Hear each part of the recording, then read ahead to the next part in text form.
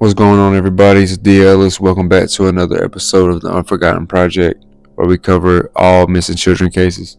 If you want to help out, like, share, comment, subscribe. Copyright disclaimer. This is educational purposes only. Let's dive into this case. In the quiet town of Chisholm, life moved slowly among the forests, the lakes, and the iron mining history. In the heart of Minnesota's Iron Range, the town thrived on hard work and close community. Neighbors knew each other. Children played outside. People believed that everyone was safe.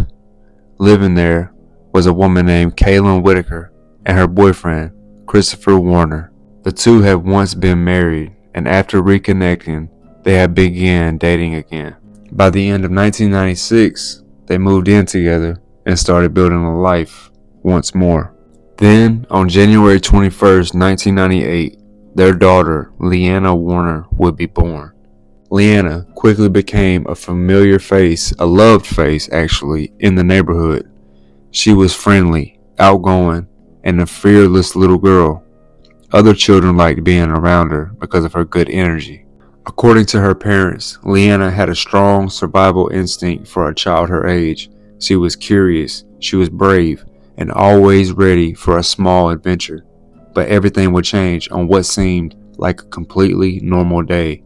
On Saturday, June 14th, 2003, the family returned from the Side Lake Rummage Sale, a local event where families buy and sell items. It was just like another weekend in a small town. Later that day, 5-year-old Leeanna asked her parents a simple question. Could she go play at her friend's house just around the corner? Her parents said yes, but with one clear rule: she needed to be back home by 5 p.m. for dinner. It sounded simple, just a short walk, just a quick visit with friends. But what happened between that moment and 5 p.m. would turn a normal Saturday into one of the most mysterious child disappearances in Minnesota history. That same afternoon, Leeanna Warner left her home and began walking barefoot to her friend's house just around the corner. It was a short walk she had made many times before. Nothing about it seemed unusual, except the fact of a 5-year-old walking alone. I don't know, maybe that's just me. Anyway, but when Leeanna arrived at the house, something was different. No one was home. A neighbor later told police they saw the 5-year-old little girl standing at the front door waiting. After a moment, the little girl turned around and began walking back in the direction of her own house. That was the last confirmed sighting of her. Time would pass. Then, 5 p.m. arrived, the time Leeanna was supposed to be at home for dinner. But Leeanna never walked through the door. At first, her mother, Kaylin Whitaker, assumed something simple had happened. Maybe Leeanna was still playing and she had just lost track of time. So when she asked Leanna's half-sister Carly to walk over and bring her home, but when Carly reached her friend's house, she found something troubling. Leeanna wasn't there. Her friend wasn't there either. Carly began searching the neighborhood, calling out her sister's name and checking nearby houses and open fields and yards. But there was no sign of Leeanna anywhere. When Carly returned home without her, the worry would quickly turn into fear. Kaylin and Christopher immediately asked neighbors to help search. People would spread out across the streets, yards, and nearby areas, hoping to spot the small little barefoot girl. Everyone expected someone to find her within minutes, but minutes turned into hours, and Leeanna was nowhere to be found. By 9 p.m., the reality became impossible to ignore. Kaylin and Christopher contacted the police, reported their daughter missing. Detectives quickly arrived at the family's home. They took statements and began retracing Leanna's steps. Officers searched the neighborhood carefully, checking bins, drains, yards, and every possible hiding place where a child could be. But nothing was found. No footprints, no witnesses, no clues. How does a 5-year-old child disappear during a short walk in her own neighborhood? After Leeanna Warner disappeared, detectives began looking at every possible explanation. The town of Chisholm is surrounded by thick forests and lakes, and investigators wondered if the little girl might have wandered off and became lost. Could she have walked into the woods? Could she have accidentally fallen into the water? These questions seemed like they could be possible. One place quickly caught their attention. Long-Ear Lake, not far from where Leeanna was last seen. During the search, investigators found small footprints near the lake, footprints that appeared to belong to a child. What did those prints mean? Did Leeanna walk there? Search teams worked hard to investigate the area. Parts of the lake were drained and carefully searched, but in the end, no evidence would be found. The footprints led to nowhere. Meanwhile, neighbors began sharing what they remembered seeing that afternoon. One witness described a man in his mid-30s, around 5'10", weighing around 155 pounds, with a dark tattoo on his right arm that looked like a star or a sun. Another person reported seeing a blue two-door Cadillac driven by a black man in his 20s or 30s with a bald, shaved head. A third neighbor mentioned a rusty brown pickup truck driven by a white man with black curly hair. Were any of these people connected to Leeanna's disappearance? Police asked these individuals to come forward, but none of them never did. In the weeks that followed, investigators chased more than 1,300 leads. Each chip would be checked. Each possibility was explored, yet every path ended in the same way, with no answers. One important detail did become clear. A neighbor confirmed seeing Leeanna arrive at her friend's house, then leave when no one answered the door.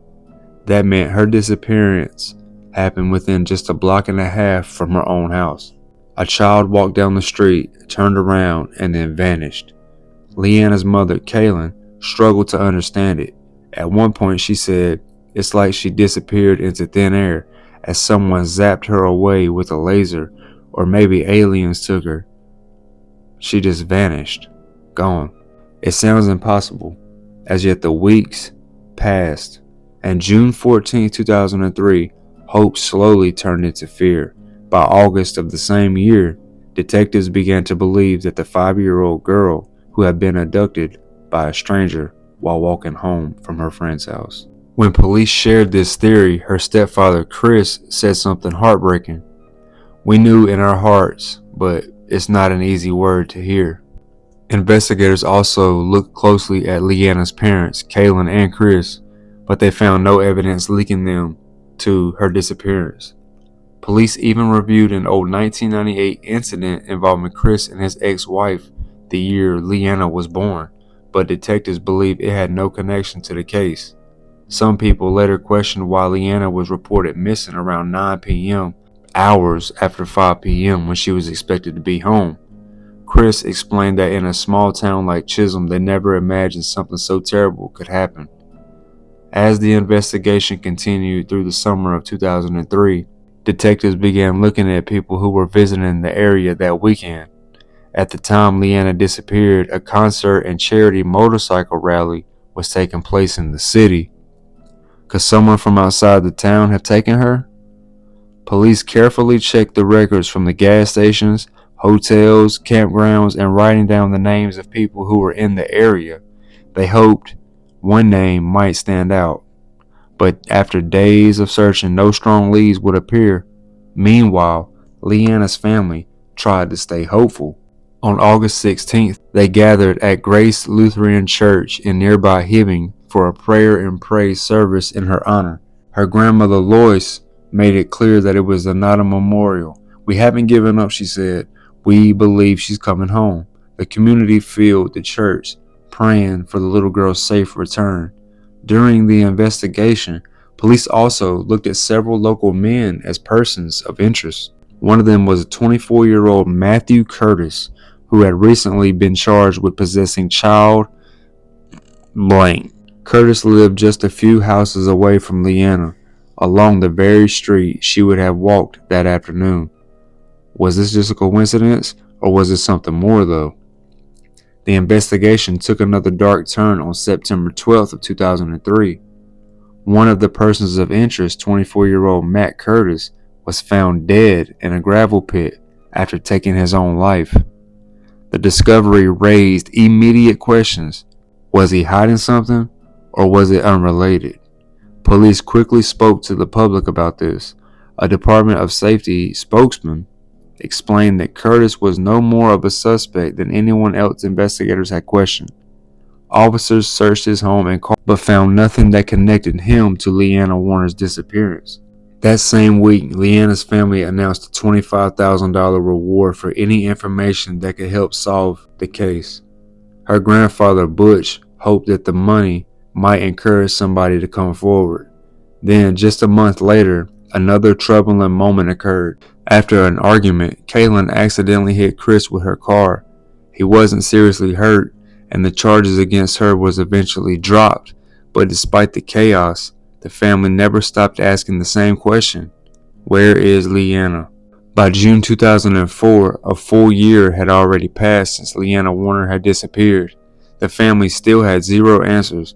Hoping for a breakthrough, they hired a private investigator named Bob Heelis, a detective known for helping locate the bodies of two murder victims, Drew Sojan and Erica Dalquist.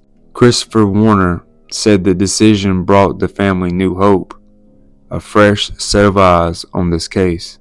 Heelis organized new searches, carefully combing through the dense forests around Chisholm once again. Even the families of Drew and Erica joined the effort, but after days of searching, no evidence was found. Then, in 2005, another shocking development happened. Serial killer Joseph Duncan was arrested in Idaho after murdering members of the Grown family and abducting two children. Investigators soon learned of something disturbing. Duncan had been in Chisholm around the same time Leeanna had disappeared. Even more chilling, Duncan wrote about Leeanna in his encrypted diary, saying police might suspect him if they knew that he was there. After Joseph Duncan was arrested in 2005, investigators carefully looked into whether he could be connected to Leanna's disappearance or not. Duncan later confessed to killing two other young girls in 1996, but neither victims of Leeanna. After reviewing the evidence, detectives ruled him out as a suspect. For Leanna's family, the news brought mixed emotions. Christopher Warner said it was a relief to know such a dangerous man wasn't likely to be involved. But at the same time, it meant the case was back to square one. As the years passed, the pain would never fade. Investigators released age progression images showing what Leeanna might look like as she grew older. For her mother, Kaylin, those images were heartbreaking. She once said that in her mind, Leeanna was still 5 years old. Chris even dreamed of Leeanna sometimes as if she came back home again. Then tragedy struck again. On December 10th, 2022, Kaylin died from lung cancer in Duluth, never learning what truly happened to her daughter, and the mystery of Leeanna Warner remains unsolved.